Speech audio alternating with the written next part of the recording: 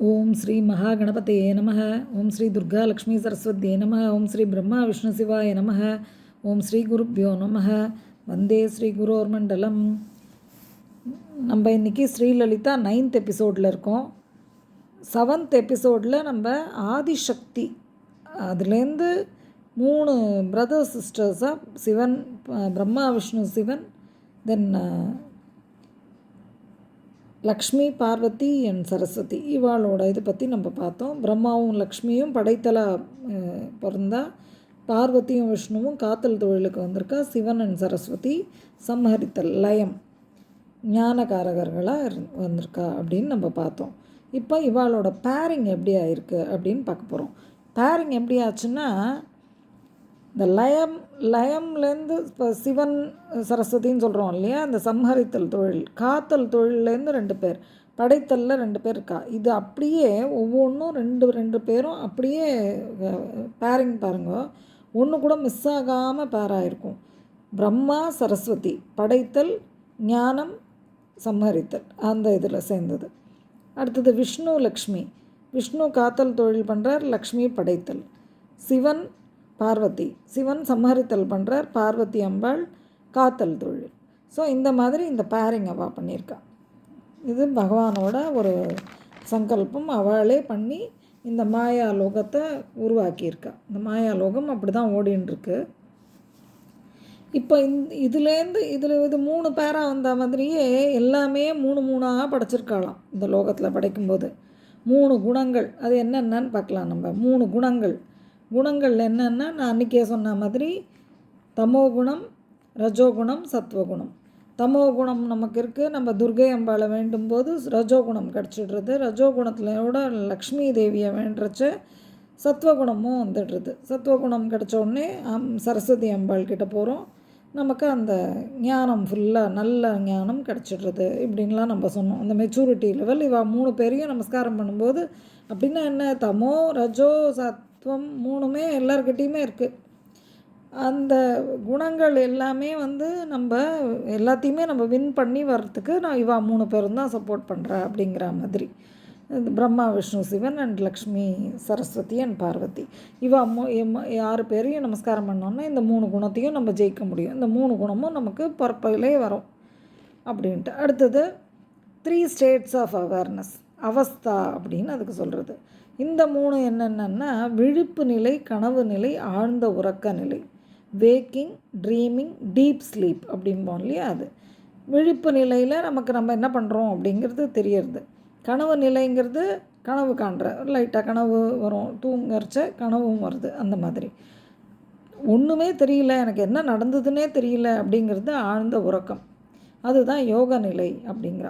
ஆழ்ந்த உறக்கத்துக்கு போகிறச்ச நம்ம என்ன பண்ணினோம், என்ன நடந்தது நம்மளை சுற்றி, நம்ம சோல் எங்கே போச்சு, என்ன பண்ணினோம், என்ன யோசித்தோம், ஒன்றுமே நமக்கு தெரியாது.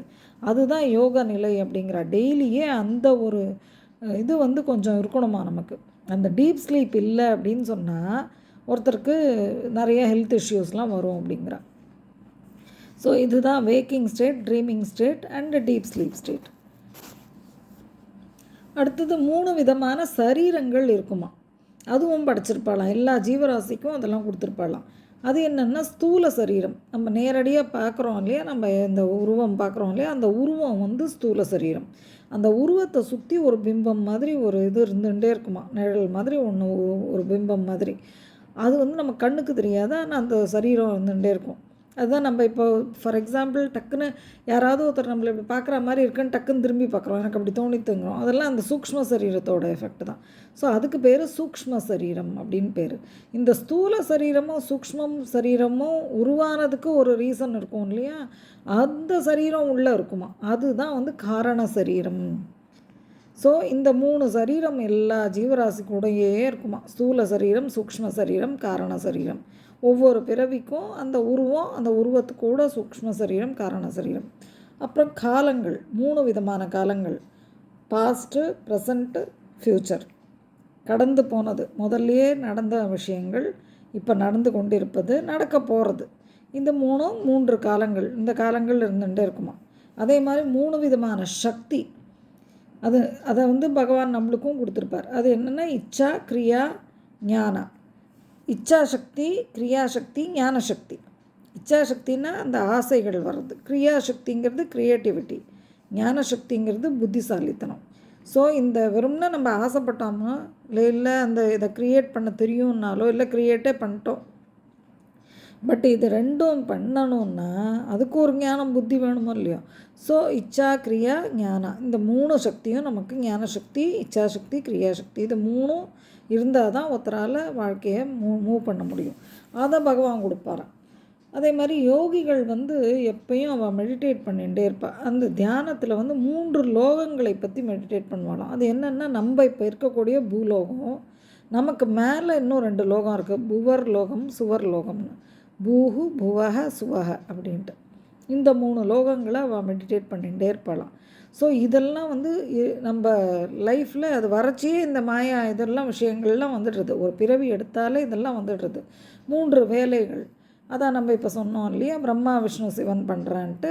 சிருஷ்டி, ஸ்திதி, சம்ஹாரம், இது 3 வேலைகள். இது 3ம் நம்ம லைஃப்லேயும் நான் அன்றைக்கி சொன்னேன். இப்போ ஒரு பெண் வேணும்னு கேட்குறோன்னா டக்குன்னு போய் நம்ம எடுத்துன்னு வரோம், அந்த மாதிரி வச்சுன்ட்டு அதை ஒன்றத்தை உருவாக்குறோம், உருவாக்கிட்டு அதை காப்பாற்றிக்கிறோம். அதுக்கப்புறம் என்ன பண்ணுறோம், சரி இது வேண்டாம் அப்படின்னு தூக்கி போட்டுவிட்றோம். இல்லை ஏதோ ஒன்று வாங்குகிறோம், ஒரு ஐட்டம் வாங்குகிறோம், சிருஷ்டி, எனக்கு இது வேணும், வீட்டில் யூஸ் ஆகும், ஒரு மிக்சி வேணும் வாங்குகிறோம் ஃபார் எக்ஸாம்பிள், சிருஷ்டி வாங்கிட்டோம். ஸ்திதி, அதை காப்பாற்றுறோம், யூஸ் பண்ணுறோம், எல்லாம் பண்ணுறோம். அப்புறம் அது கொஞ்சம் கெட்டு போகிற மாதிரி இருக்குது அப்படின்னா நம்ம என்ன பண்ணுறோம், கொண்டு போய் அதை போட்டுட்டு வேறு தான் வாங்கிக்க பார்க்குறோம். ஸோ சம்ஹாரம். ஸோ இந்த மாதிரி எந்த இதில் வேணாலும் இதை நீங்கள் யோசிக்கலாம். இந்த மாதிரி நிறையா விஷயம் நம்மளுக்கு லைஃப்பில் நடந்துகிட்டே இருக்கும். சிருஷ்டி, ஸ்திதி, சம்ஹாரம்ங்கிறது இருந்துகிட்டே இருக்கும்.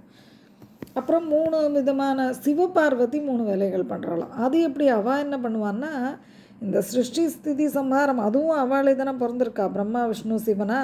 ஸோ இந்த படைத்தல், காத்தல், சம்ஹரித்தல்ங்கிறது ஒரு வேலை. இன்னொன்று மகேஸ்வரனா மறைத்தல்னு ஒன்று பண்ணுவாராம். இதெல்லாம் முடிச்சதுக்கப்புறமா சம்ஹரிச்சாச்சுன்னா அப்போ எடுத்து மறைச்சி பத்திரமா அதை வச்சுருப்பாராம். அப்புறம் திருப்பி அருளல், திரும்பியும் லோகத்தை உருவாக்குவாராம். அது சதாசிவனா. ஸோ இவா 3 பேருமா இருந்து படைத்தல், காத்தல், சம்ஹரித்தல் ஒரு வேலை பண்ணுவாளாம். இன்னொன்று மகேஸ்வரனா மறைத்தல் பண்ணுவாராம். சதாசிவனா அருளல் அப்படிங்கிற தொழிலில் பண்ணுவாராம்.